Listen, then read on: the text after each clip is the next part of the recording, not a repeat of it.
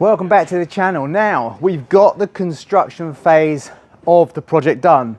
I've deliberately not filmed too much of this because if you go back through my channel you'll find everything you need to know about roof construction, about flat roofs and insulating.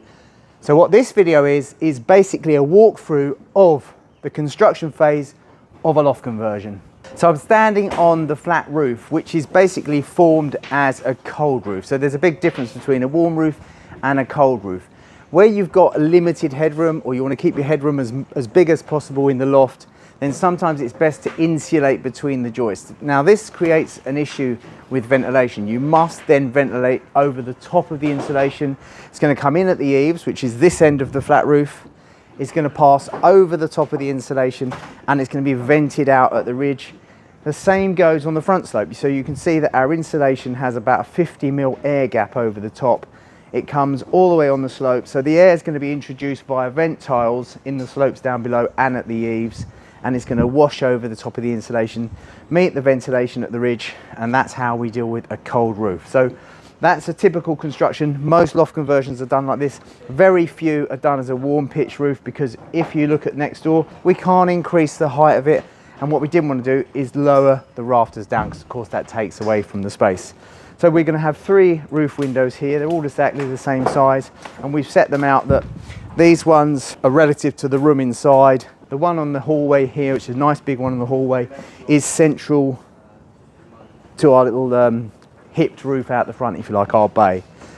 These are all going to be electric with rain sense. So basically you can leave them open, forget about them. When it rains, they'll shut themselves. So it's a really nice addition. It's well worth actually investing a little bit extra in your roof windows and spending on that technology. It's very reliable too. Let's go inside and have a look at the insulation. So this is the dormer. It's very simple construction. All this is a 6x2 or a 150x50 framework, which gives us the strength, also the depth to get enough insulation in between.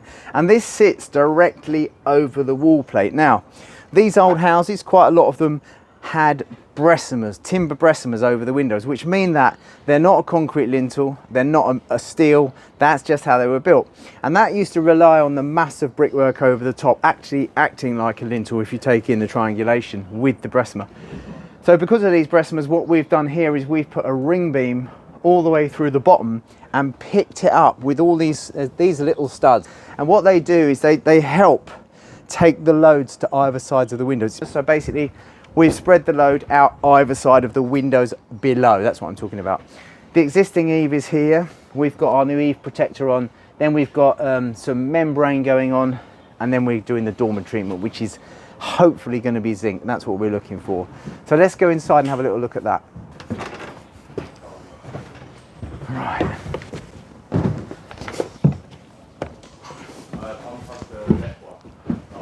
So we've got most of the insulating done now. So we have, with a cold roof, we go in between the rafters here and in between the joists here, but we're also going to go underneath as well. So that gives us the values that we need.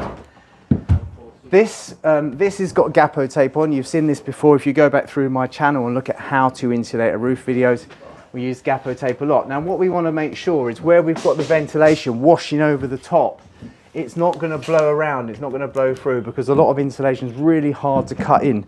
You're talking about a thick material and you're got to try and cut it into these spaces, and it's just really hard to get it tight. The dormer walls, we use a silver tape. Now this is just something that people have started doing probably in the last 10 years.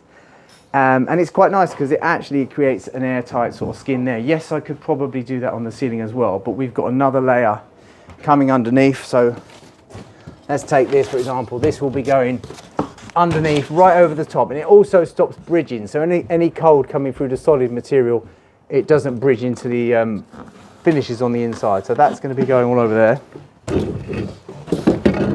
Now, floor, we use Egger Protect. This is a really good product. Now, if we're doing new works, construction, we haven't got a temporary roof, we can lay this down in accordance with Egger's guidance, which means it's a fully glued system. You can see some of the glue coming up through that joint there. I've left that so you can see it. But it means that this will take the rain for about 6 or 8 weeks. So you can put it all down and the rain can rain on it, okay? I've I've left a little bit up here in the bathroom so you can see how the joists work. They run through over the back wall, and then the dormer's built on top of that. Now, another thing about this particular flooring, this Egger Protect, is one of the only P5 is a chipboard term that can be tiled on, okay? So this will actually, you can actually tile on this as well. But what a lot of people do, including me, is either go over the top with a cement-based board, like a Hardy backer board, 6mm, bond that down, or a decoupling mat, something like Dietra mat or something like that as well, and that can be bonded down as well. But all the time you're adding layers of material, you've got more chances of failure, because sometimes if you don't get the right adhesive, if it's out of date and you put your Dietra mat down, it might just flake up in the future. So this is the little gable which is to next door's dormer.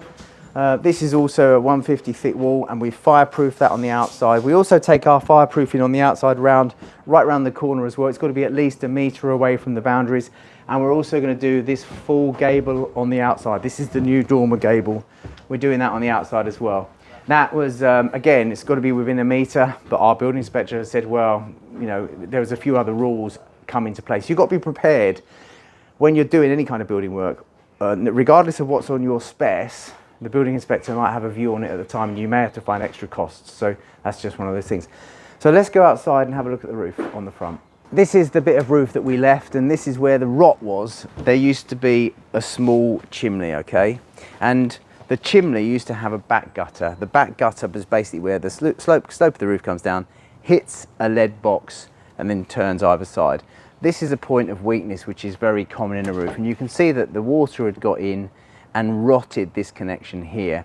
And over the years, the chimney stack was removed, someone pieced this in, and the close boarding was probably holding it up. But you can see how the moisture, because corroded everything, rotted it all through, and that's gone. So basically, that's a typical problem that you find in a roof. So obviously we replaced all of these timbers, and we've put on this side what we call a lay board, okay? So where we've got a roof structure, we can incorporate a lay board over that, and that forms a valley. On the other side, we've actually got a valley which was already there, and we've doubled that up. We've put another rafter alongside it. So this is now being flat roof. This is the original bay over the bedroom. We had the deck boards off, insulated. We've put some new OSB on. Simon and Tommy are getting the Alwitra on. This is a single ply system that I've been using forever. Simon and I have been working together for over 20 years now, I reckon. I don't look any older. Right, so on this side, and on this side it's, are you still going? Yep. On this side we've got a typical valley. So there's the existing valley, nothing wrong with that. We've just come alongside with a new valley, and because it's off centre, we take a backing bevel off it, so that will catch all of our battens. So it makes it really strong. So this is now ready for tiling. The guys are here, Jack Letters boys are here, and they're going to get cracking on that, aren't you boys? Oh yeah. Can't wait, can you? Positive. And then we're going to be putting the roof windows in at some point this week. So let's get on with it, and we've got some work on the flat roof to do ourselves.